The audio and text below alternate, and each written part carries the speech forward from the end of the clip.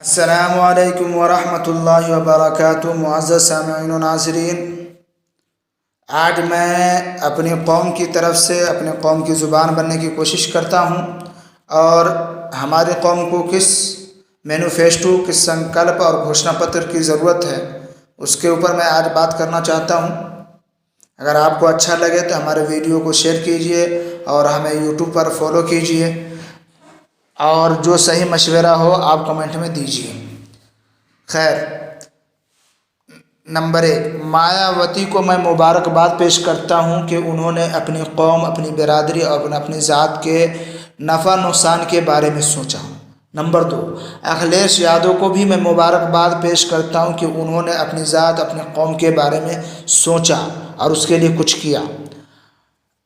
और मैं भाजपा वालों के, बीजेपी वालों को भी मुबारकबाद पेश करता हूँ कि उन्होंने अपनी ज़ात के और अपनी कौम के लिए कुछ किया और कुछ करना चाहता है।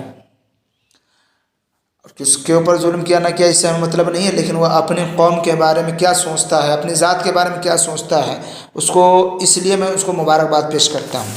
लेकिन मैं उससे पहले आपके सामने मैं वो मैनिफेस्टो जारी करना चाहता हूँ। जैसे अभी यूपी में समाजवादी पार्टी के ऊपर ज़्यादा दाव लगा है, तो मैं पहले उन्हीं का मैनिफेस्टो पेश करता हूँ।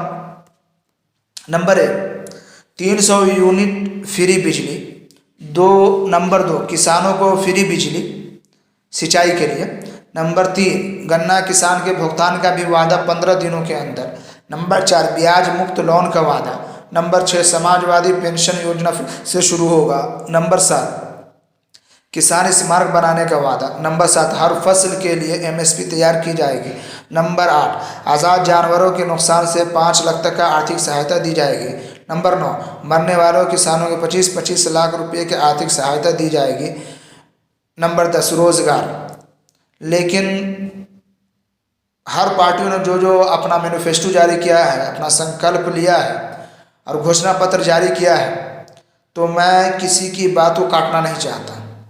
लेकिन उससे पहले मैं आपको ये बताना चाहता हूँ कि अगर आपकी जान बचेगी तो 300 यूनिट फ्री बिजली का फ़ायदा उठाएंगे। अगर आपकी जान बचेगी तो किसान का फ़ायदा, किसान को जो फ्री बिजली मिलेगा सिंचाई के लिए, उसका फ़ायदा उठाएंगे। अगर आपकी जान बचेगी तो जाके गन्ना किसान भुगतान का भी 15 दिन के अंदर लाभ उठा पाएंगे। अगर आपकी जान बचेगी तो ब्याज मुक्त लोन का वो फ़ायदा भी आप उठाएंगे। अगर आपकी जान बचेगी तो समाजवादी पेंशन योजना का भी फ़ायदा उठाएंगे। अगर आपकी जान बचेगी तो हर फसल MSP पे बेच पाएंगे। अगर आपकी जान बचेगी, माल बचेगा, ज़मीन जायदाद बचेगी, तो जाके आज़ाद जानवरों से जो नुकसान होगा उसका आर्थिक सहायता आप उठा पाएंगे।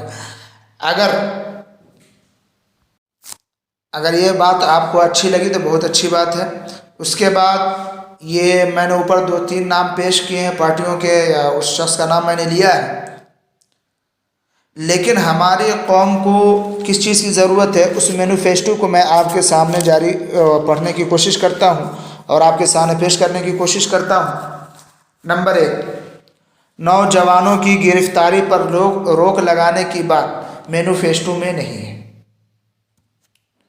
नंबर 2, बेगुनाह मुस्लिम नौजवान जो जेल के अंदर बंद है उनके बारे में कुछ किसी घोषणा पत्र में नहीं है। नंबर 3, लिंचिंग के ऊपर कोई वर्ड, कोई अल्फाज किसी पार्टी ने अपने संकल्प में जारी नहीं किया है। नंबर 4, दंगा के ऊपर किसी पार्टी ने कुछ नहीं लिखा, कुछ नहीं संकल्प लिया, न कोई मैनिफेस्टो जारी किया।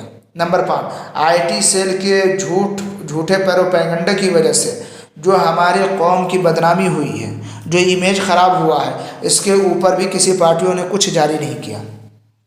नंबर 6, मीडिया के दोहरे रवैये, जो इसकी वजह से हमारी कौम की इमेज और इनकी इज़्ज़त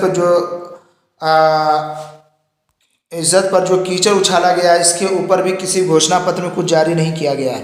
नंबर 7, आरक्षण के ऊपर भी कुछ नहीं कहा गया है जिस पर आप 100% यकीन कर लें। नंबर 8, पुलिस की बर्बरियत के ऊपर भी किसी पार्टी ने कोई मैनिफेस्टो जारी नहीं किया है। नंबर 9, झूठे केस करने वाले यानी फंसाने वाले और झूठे धारा लगाने वाले, अगर ये लोग झूठे साबित हो जाते हैं तो इनके ऊपर क्या केस होगा, इसके ऊपर भी कोई बात नहीं हुई। नंबर 10, केस की समाअत में देर क्यों? दूसरे मुल्कों से हम मुआजना करते हैं, वहाँ 1 साल के अंदर फैसला सुना दिया जाता है। बहुत बड़ा मैटर हो तो 2-3 साल लगते हैं, नहीं तो 1 साल के अंदर फैसला सुना दिया जाता है। नंबर 11 बीते वक्त का मुआवजा और जुल्म जो उस पर हुआ है उसको कौन लौटाएगा? इसके ऊपर भी किसी पार्टी ने कुछ नहीं कहा। नंबर 11 जिस शख्स ने FIR किया है और करवाया है और जिसने धारा लगाया है उसके ऊपर क्या एक्शन लेंगे और क्या कानून बनाएंगे, इसके ऊपर भी किसी मैनिफेस्टो में कुछ नहीं कहा गया।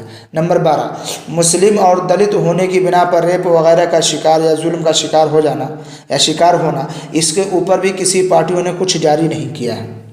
नंबर 13 किसी पार्टी ने ये ऐलान नहीं किया कि मेरी हुकूमत और मेरी सरकार में किसी को सताया नहीं जाएगा, किसी पर जुल्म नहीं होगा, कोई भेदभाव नहीं होगा।